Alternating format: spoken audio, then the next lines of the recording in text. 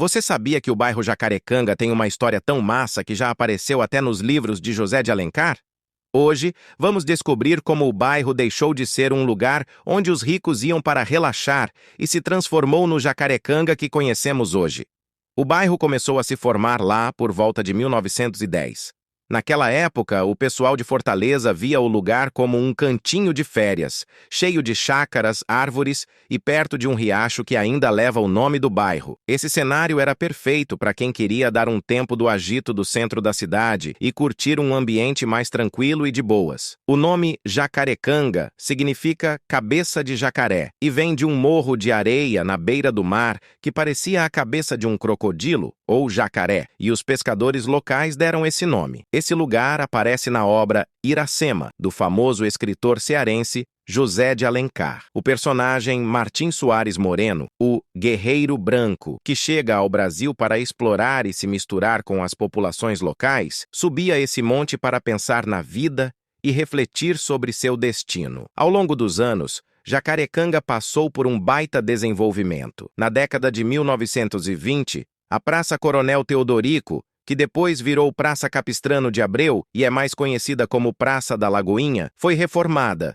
dando um toque de classe ao bairro. Essa praça foi construída em cima de uma pequena lagoa e ficava logo na entrada do bairro. Nos anos 1940, Jacarecanga era um bairro cheio de charme e tranquilidade, atraindo várias famílias ricas que queriam fugir do agito do centro da cidade. Essa galera migrou para lá e transformou o bairro, que começou a ganhar uma vibe elegante e prestigiada. As famílias endinheiradas, cansadas do barulho e do corre-corre das áreas comerciais, encontraram em Jacarecanga um lugar acolhedor, cheio de árvores e perto do mar. Nessa época, as indústrias também deram um empurrão no crescimento do bairro, criando vilas operárias que ajudaram na economia local. Mas o que realmente fez Jacarecanga se tornar o tipo de bairro que é hoje foi o surgimento de vários serviços e instituições. Escolas, igrejas, associações filantrópicas e centros culturais começaram a aparecer.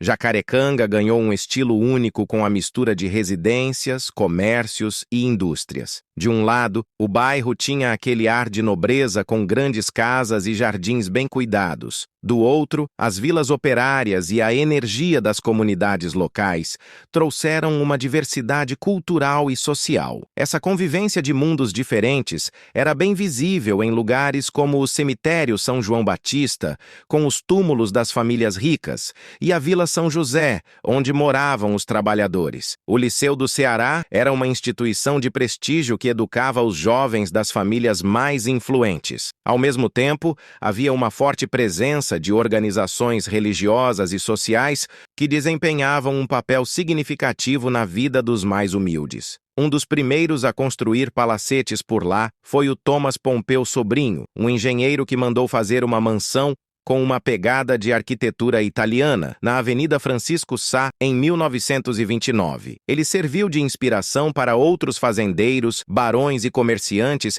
que também quiseram construir suas próprias residências por lá, deixando o bairro ainda mais chique. Resumindo, Jacarecanga passou de um tranquilo lugar de férias para um bairro próspero e diversificado, que acolhia tanto as elites quanto as classes trabalhadoras. Essa mistura ainda pode ser notada nos dias de hoje. A mobilidade do bairro antigamente era garantida pelo bonde, que ligava o centro da cidade à Praça do Liceu, facilitando a vida dos moradores. Os anos 80 trouxeram ainda mais transformações, com o crescimento urbano de Fortaleza começando a englobar Jacarecanga de maneira mais intensa. O bairro começou a ver um aumento na densidade populacional e uma diversificação maior das atividades econômicas e dos serviços oferecidos. Isso trouxe tanto desafios quanto oportunidades, à medida que Jacarecanga buscava se adaptar às novas demandas de uma cidade em rápida expansão. Nos anos 90,